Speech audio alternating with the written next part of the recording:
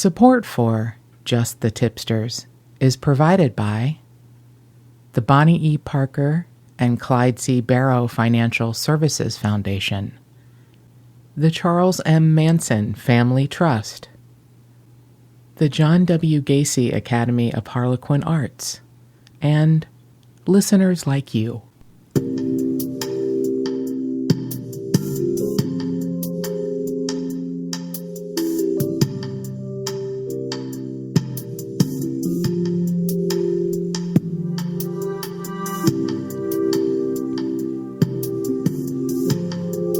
From the Homestead Studios in Santa Clarita, California, I'm Melissa Morgan, and this is Just the Tip-Sters.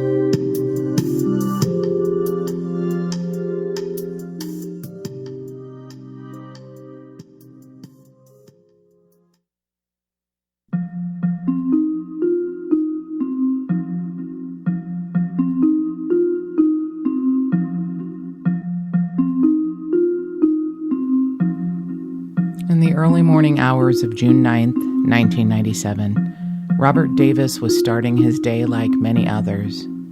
He filled his travel mug with his favorite brand of coffee and headed to his garage for the long, traffic-filled commute to work. His wife and daughter were still asleep, and he paused for a moment, wishing he were still asleep like they were, before backing all the way out of the garage and heading to Acme Ball Bearings, where he was the day shift supervisor. Robert and Leona Davis had what was considered by most a happy and solid marriage. So when Leona ends up in 87 separate pieces, individually wrapped in holiday-themed saran wrap and delivered to their friends and neighbors, it comes as a shock to most. Mark! Yeah? I mean, yes? Stop with the voice. Well, I thought we were going to be doing the more traditional NPR-style podcast to try something new. Right, talk like you normally talk, please. Okay, but I mean, I thought we were going to actually, try something different. Geez, I try to make suggestions, but, I guess. I think it sounded good. You know what? Fuck that shit. That's not how we sound. Okay.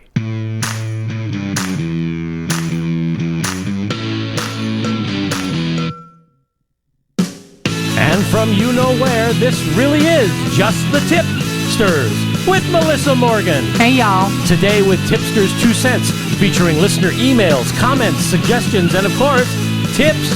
Remember, if you've got a tip for Melissa of any kind, call the Tipster hotline at 832-TIPSTER. That's 832-847-7837, or send an email to jttipsters@gmail.com. And if you haven't already, make sure to subscribe to the podcast at Apple Music, iHeartRadio, TuneIn.com, or wherever you get your podcasts. And now here's your host. Scott Simon listened to her NPR demo tape and had to be hospitalized for 3 days for smugness depletion. Melissa Morgan! More of the Bell of the Cow.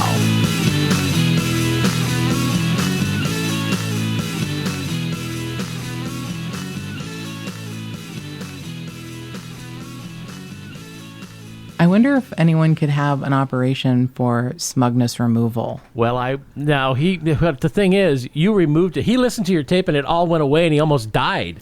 Oh. He cannot live without smugness. Without the smug. I think you have to have an over amount of it in your bloodstream to work there. So we we are nothing if not open-minded here at Just the Tipsters. And, one of us is. I'm not, but Mark is. And a comment had come in that there was too much banter between producer Mark and myself. And I thought, you know what? Let's try it her way. Let's try it to where we might sound a little more professional. Yeah. Rehearsed, planned, scripted. And we can't do it. I can't. I don't know if I could have gotten through it. We can't do.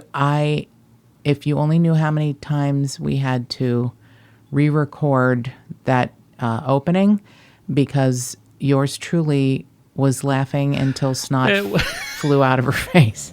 It was hilarious. I could not get myself to be serious and put on the NPR fry. I don't know how to do it. Well, you know what? No, what? We love you for who you are. Aww. And all your listeners, I mean, we're getting more and more comments all the time on the comments that are coming in on iTunes. That I read the last one that just came in, and I forget the name of the reviewer, but she said that not only are you funny, but you've got a huge heart. Oh, and Kristen. it's really Tipster Kristen wrote a beautiful review, and we are really blessed with the nice things people are saying. I got an email to the Just the Tipster Facebook page from Tipster Kimberly, and she sent a really great idea for a case to cover in Buffalo, New York, and we're going to do that. And Tipster Kimberly wrote lovely things about both of us, and it means the world. It just means the world. And Tipster Kristen's review is on iTunes along with several others, and we're just really blessed. We have extremely smart listeners and beautiful inside and out. And like Kristen said, she thinks I have a huge heart. I feel like our listeners it's such a beautiful group of people. I'm still amazed at the people that pay attention to this bullshit dog and pony show that we put on, that we love doing so very much. And we do work hard, even though we sound like this and I say fuck a lot. We do work really hard at this. Yes. You should see, before we do each of these podcasts, Melissa is at her desk literally for hours working on these things, and always walks into the studio saying, I'm never going to get this right. I'm never going to get this. It's going to be horrible. And they always turn out great because of all that work you do. That's true. That's almost every podcast recording. I've gone back to zero and I'm starting over again, and I have no idea what I'm doing. So that's very true. Some of them are better than others, faux show, but some of the things I do like looking at are the tipsters' 2 cents.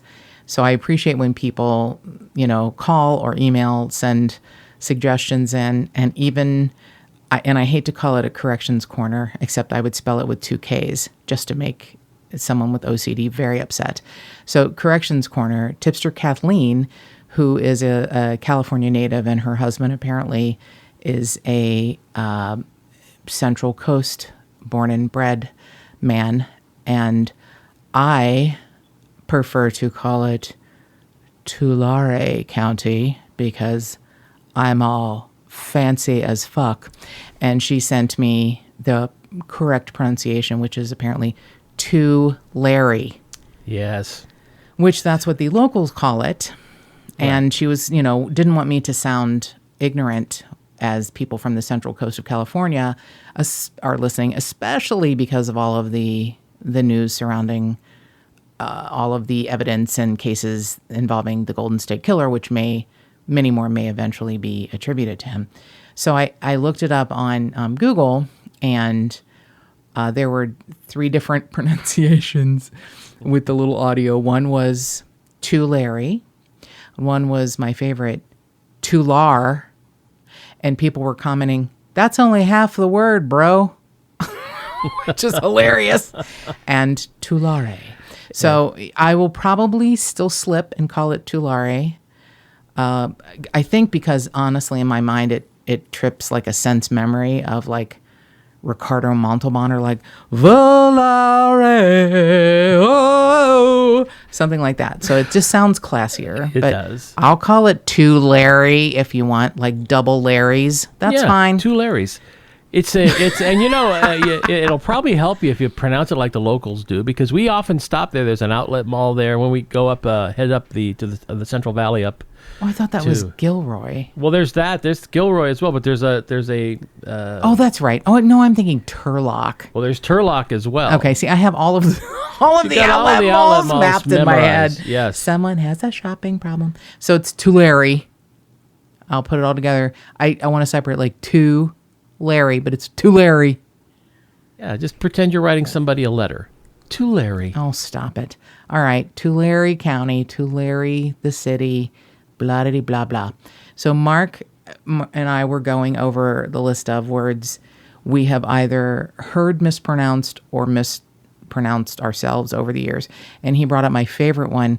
Tell him about that city in the Central Coast where there's all the wineries. Yes, there is a city. It is on the Central Coast. It gets very, it's very hot in the summertime, and it is spelled Paso, second word Robles. Obviously, it is one of the cities along the El Camino Real that Junipero Serra founded, and it's got a Spanish name because Father Thanks, Serra. Magellan. Thank you. And so you would think it'd be pronounced Paso Robles. I would. You would. One would. But if you go there, if you end up there, one of their wineries, one of their fine eating and drinking establishments that they have there they will know you are a tourist if you call it Paso Robles and not Paso Robles. Yeah. Which is what the Paso Robles is what the locals call it there. So just remember that when you're there. If I'm on my way to Tulare, I'll take a detour to Paso Robles. Actually, you can kind of go over. I think there's a road that kind of takes you over the mountains from Tulare to Paso Robles, so you can do that. Yeah, Paso Robles sounds like a disease of your mouth, like something is eating away at your gums. Ooh. I got the Paso Robles. Oh, okay. I'm just saying. Now I'm not going to be able to look at that name again. Oh, good. That was my whole point. I have succeeded. I have won. The other ones that make me giggle, really to myself for a long period of time. We are big lovers of Laguna Beach, and there is a road that runs parallel to PCH, Pacific Coast Highway, that you would assume being spelled Glen, separate word, Eyre, would be Glen Eyre if you're from Ireland. And I was with a girl who lives there from Ireland, and she said, yeah, don't say that around here. They'll know you're not local. Everyone here calls it Glen Eyre. And I'm like, what? Yeah, that one's the weirdest one to me. What? Because it doesn't even look like Glen Eyre. It doesn't look like Glen Eyre. It looks like Glen Eyre. It looks like Glen Eyre, even if you're like, from under a rock. You don't have to be like a linguistic specialist. But Glen Eyre, old Glen Eyre down there in Laguna Beach. Old Eyre Glen. Glen Eyre. And the wonderful street where you once lived in a small community. Yes, right. There was a beautiful town, a little hamlet underneath the San Gabriel Mountains in Southern California here. And the funny thing is they pronounced the name of the town correctly, Sierra Madre, which I believe it means the mother of the Sierras or something. Anyway, Sierra Madre, but there's a street there, again, and I used to live on the corner of this street, spelled Lima, which is Lima, which is the name of a city in Peru. Mm-hmm. But boy, don't call it Lima or the cops will arrest you because you are a stranger in town. It's supposed to be pronounced Lima. Yeah, lima bean. Like a lima bean. Lima bean. Which, okay. So apparently in any part of California, you will find a mix of beautiful Castilian pronounced and named cities and just straight up motherfucking hillbillies with the Lima and the Glen Eyre. And the Paso Robles. And the Paso Robles.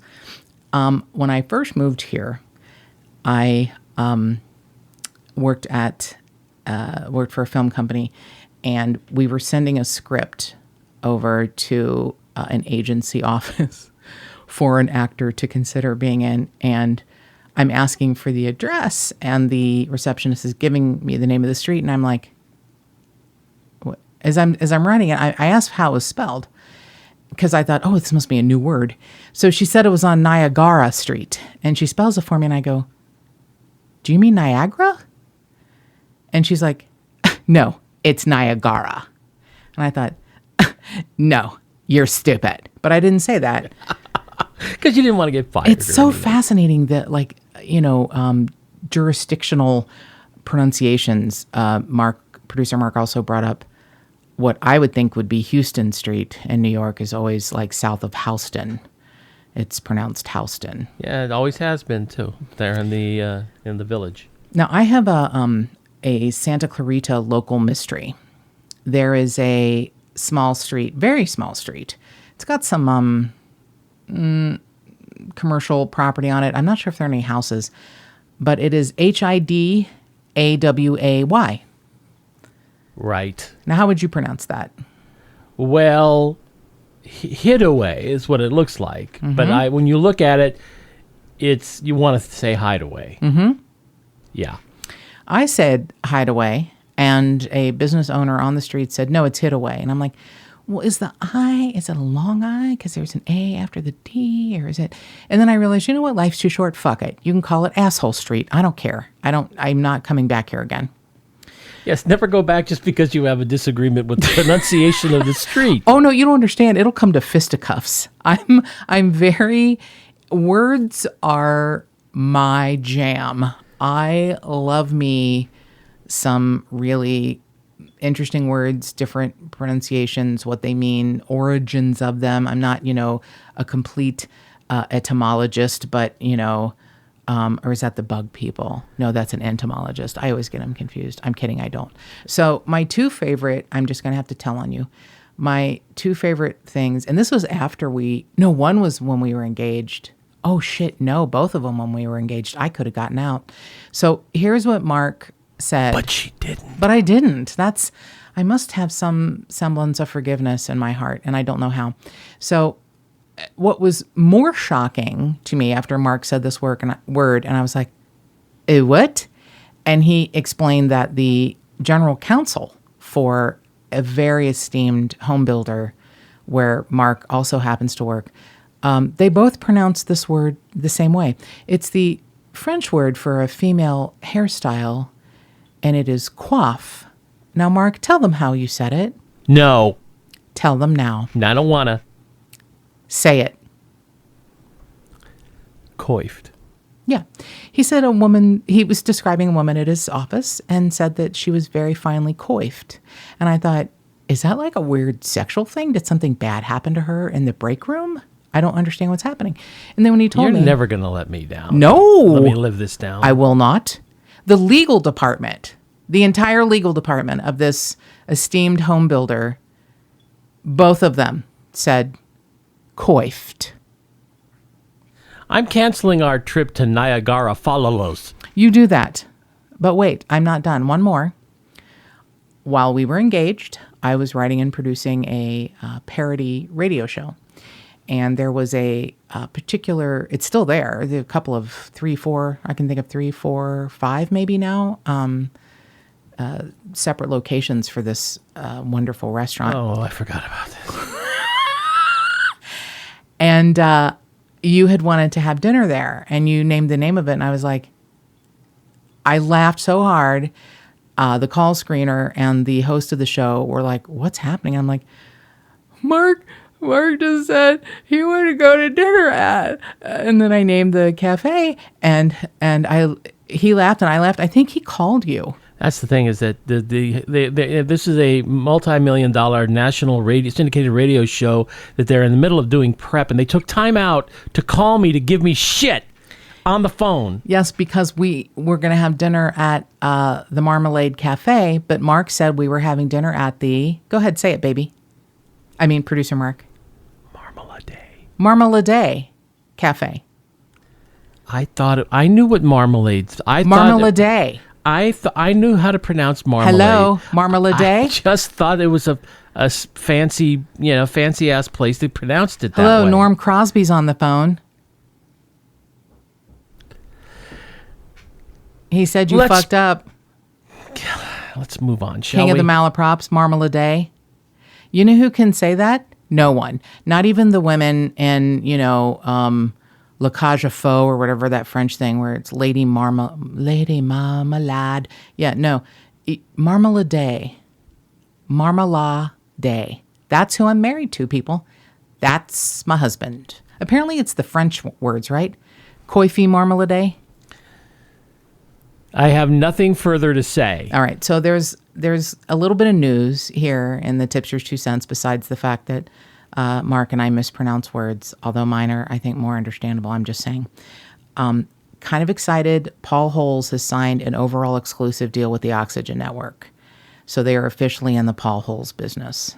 And I wish I were in the Paul Holes business. But he already has taped one show because he had Margaret Wardlow, one of the victims of the East Area Rapist before he was the Golden State Killer, or before he was named that. And I was disturbed by the other guest, which was Nancy Grace.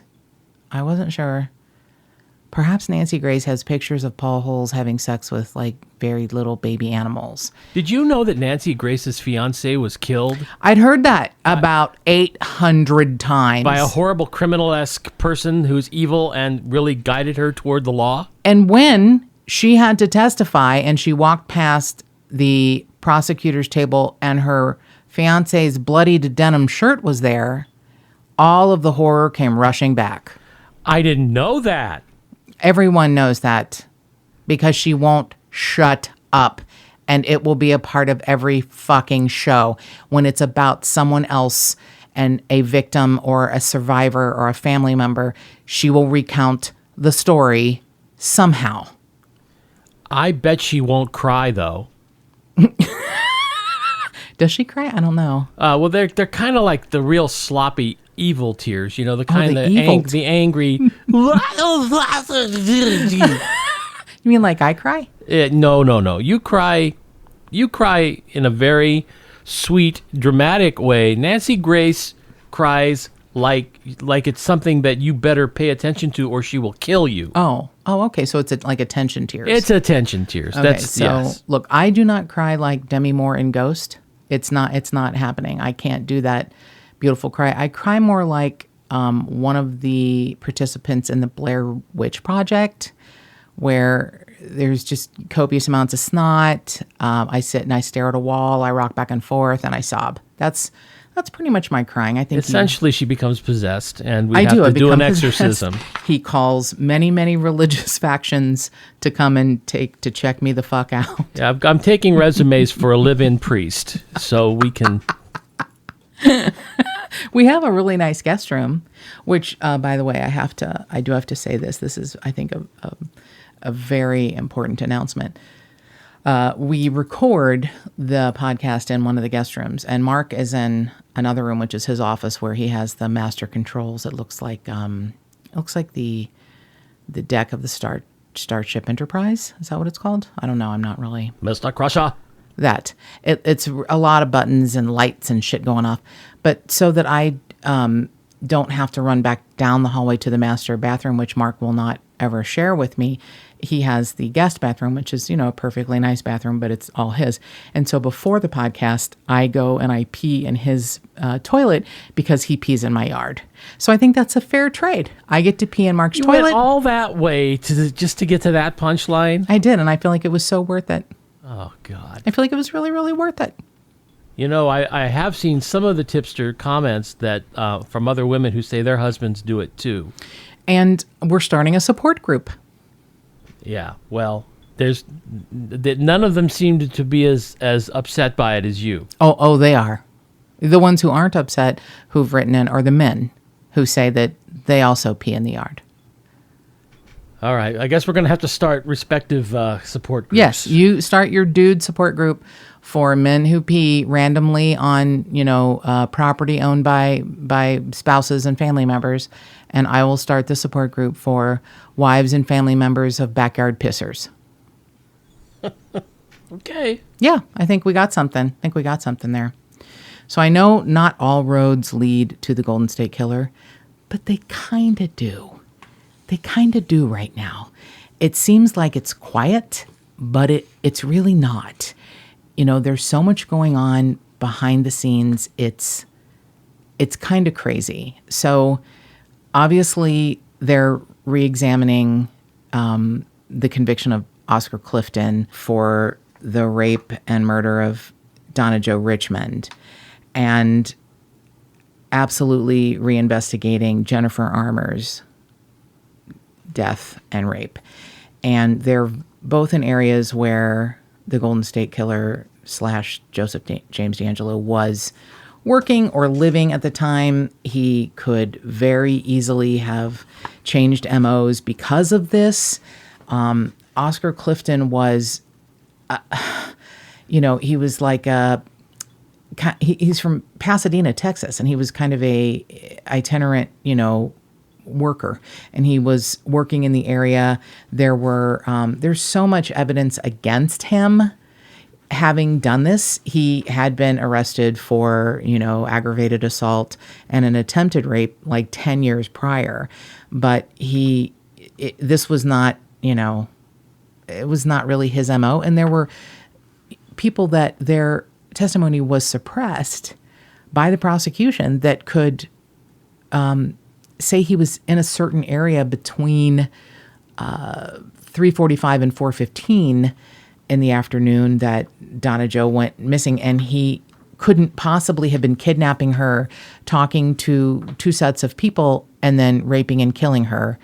He would have to be several different people, and he was one guy.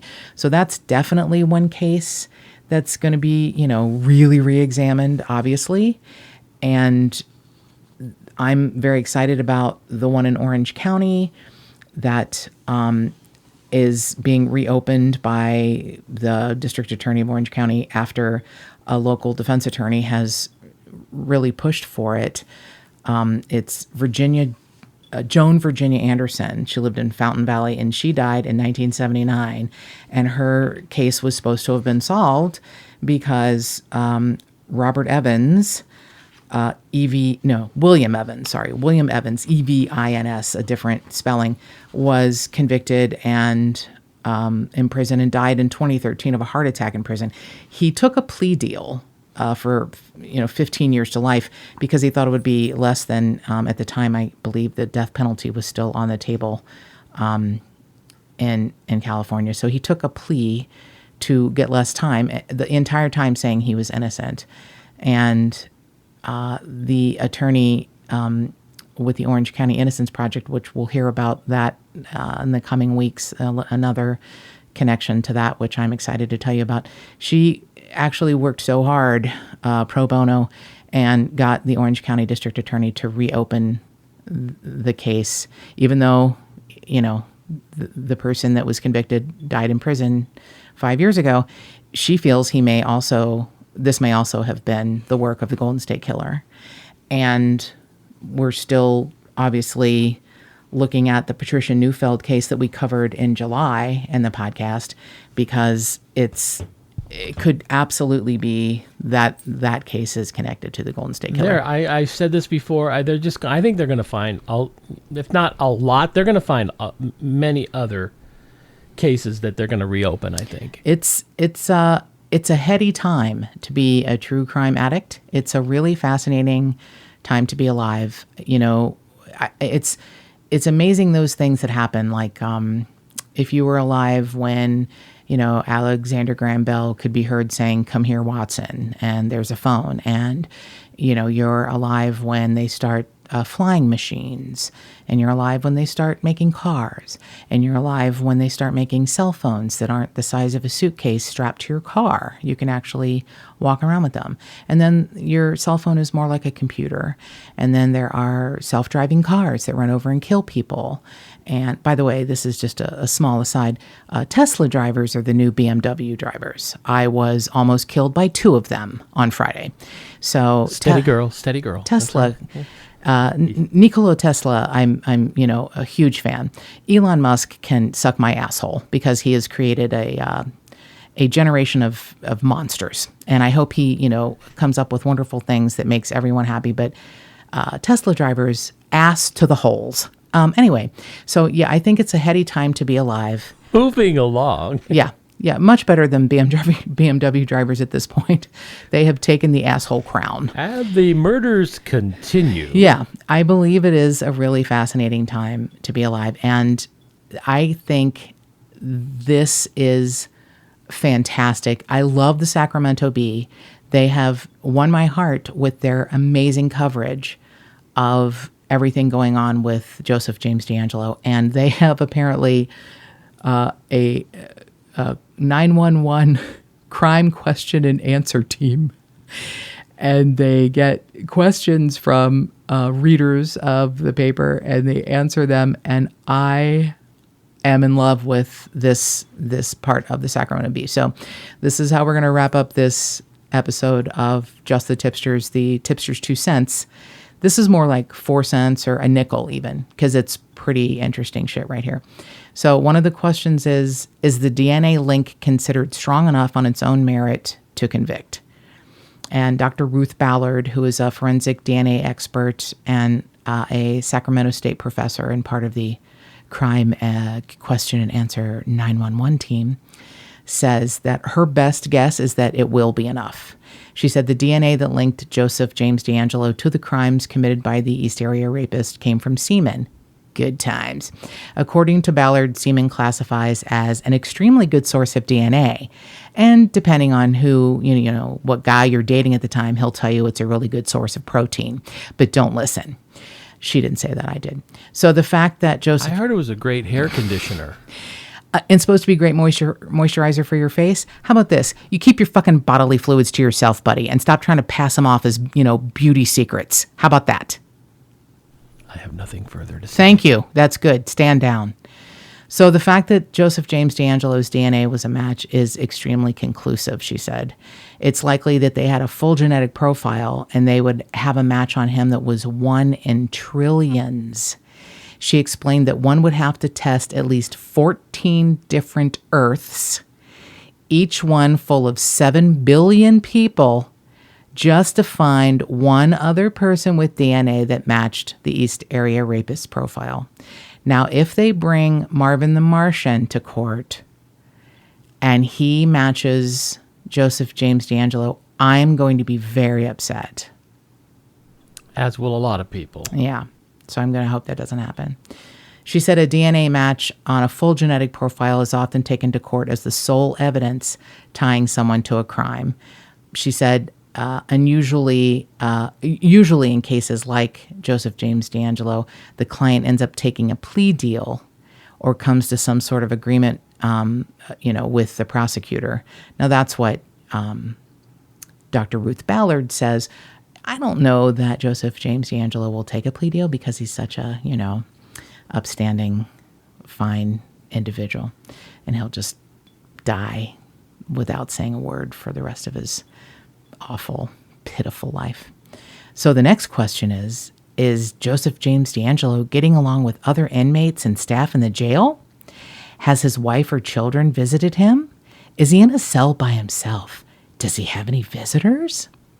So according to Sacramento County Sheriff's Department spokesman Sean Hampton, DeAngelo's infamy has led him to be classified as a, quote, high notoriety suspect. And that means that he is housed by himself in the Sacramento County Jail. And Sean Hampton says it's done for the safety of the inmate as well as the safety of the staff and the other inmates.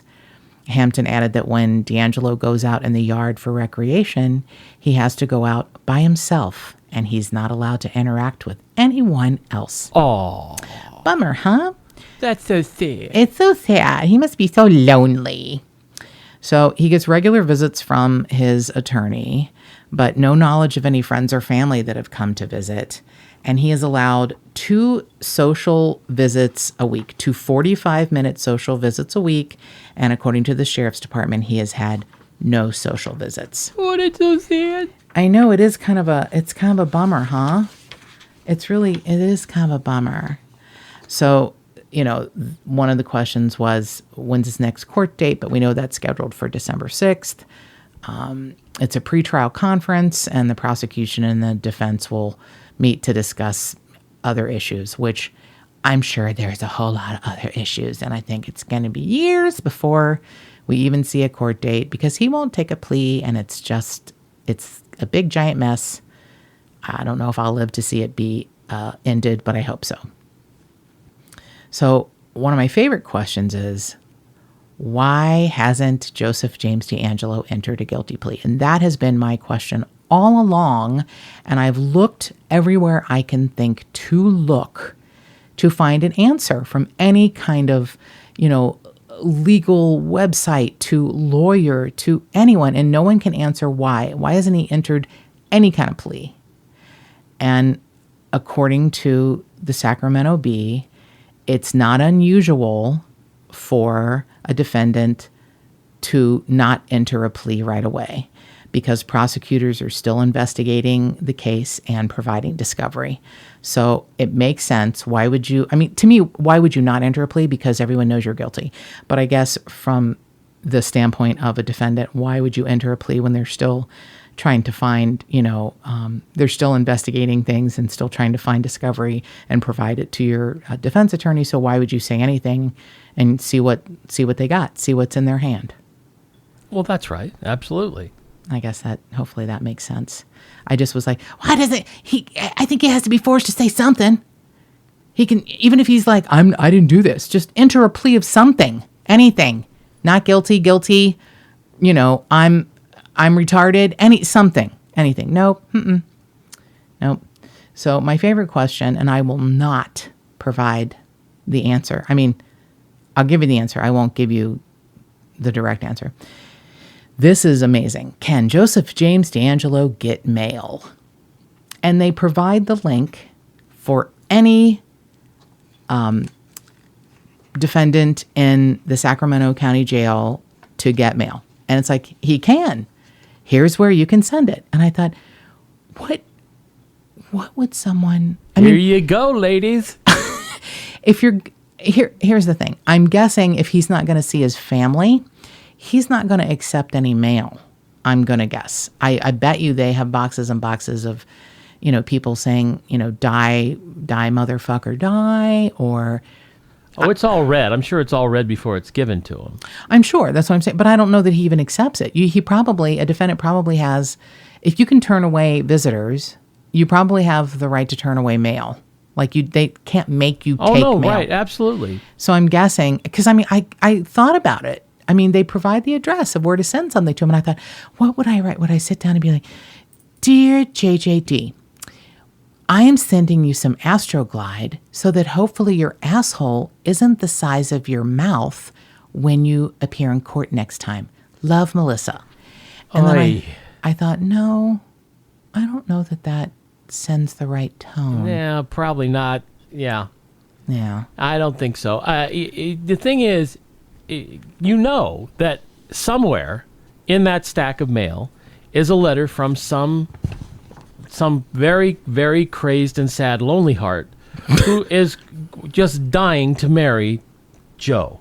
She'll divorce one of the Menendez brothers. Yes. So that in case Sharon ever does divorce Joseph James DeAngelo, she is ready to marry him. So that's good. Somebody's going to find out that he's not getting any visitors, and a letter's going to sneak through to him that's going to say, I'll come and visit you. And then they'll develop a friendship. And, there's always, the longer the case goes on, the more that kind of bullshit is likely to happen. I think you're right. That's why I'm wondering, because he's such an unusual case. I get it. In the scheme of things, it's still pretty new. We're 4.5 months in. It's still pretty new. He may decide to say something, talk to someone, as opposed to ramming his own head into a concrete wall. He may, actually decide to talk to someone other than his attorney, but maybe not. And I'm not sure he's even talking to her. I'm not sure he's talking to anyone. He doesn't really answer much when the judge asks him, anything other than his name. He kind of stands there disturbingly slack-jawed, like his mouth is just dropped up. It's really creepy. It really is. And I keep going back, and I don't have sympathy for him at all. I have empathy for him as a human being, but he's not the right kind of human being that you want ever. But I have no sympathy for him because of everything that he's done. But I keep going back to what Paul Holes said, that the week before he was arrested, he was, he's 72, but moving like he's 50. Now, I don't think he's moving like he's Paul Holes 50, who runs like, half marathons with no shirt on. I'm just saying. But he was moving around his yard. He was working in the garage. He was riding his motorcycle at 100 miles an hour. So he's not some old, infirm man. So this could be the result of, sedatives to keep him, that's what I'd heard, to keep him, from running his head into the wall, which he did when he was arrested numerous times. I've seen a picture now posted on a Facebook group page that is amazing. You could see in his booking photo, it looked like stitches or dried blood at the top of his head. And I thought, damn, they beat him. No. Apparently while he was cuffed, just being booked, he, ran his head into the wall. And apparently he's tried it several other times because he has large cuts. It looks like potentially sutures, like he'd been sewn up too large. And he's bald, so you can see them, he's bald on the top of his head. He has a little bit around the edge. You can see, too large. I mean, we're talking 6-7 inch long, cuts that look like they've been sutured, or at least they're scabbed over.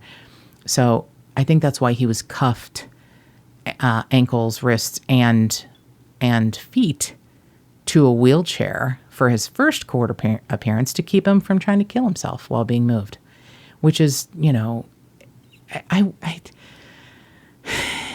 there's part of me that thinks if he wants to end it, that's sort of his plea. Well, but the problem with that is the way he's trying to kill himself, he could end up being severely injured, a paraplegic or quadriplegic, and then the state would have to pay for that for the rest of his life. No, I guess you're right. And yeah. I actually have a story I'll tell someday about that it's not happy what the state does when people do that to themselves. Okay. I can't wait to hear it. Maybe that will be for the next Just the Tipsters 2 cents. Could be. I am fascinated already. And once again, we can't thank you, beautiful listeners, enough for all of the support, for correcting my mispronunciations, for listening to how many times Mark pees in the yard. We are very blessed. And more cowbell. And remember, if you've got a tip for Melissa, give us a call. 832-TIPSTER, 832-847-7837, or send an email to jttipsters@gmail.com.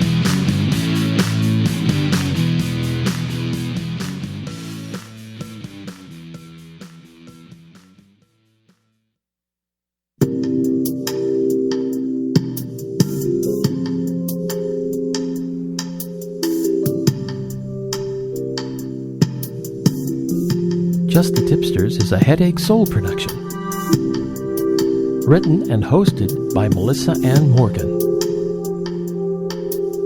Executive producer and engineer, Mark S. Humphreys. Associate producer, Belladonna Humphreys. Mark, stop it!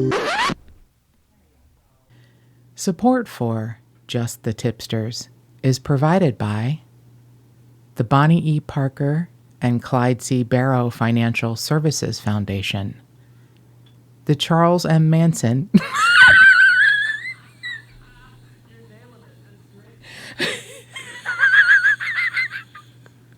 I'm not going to make it through it.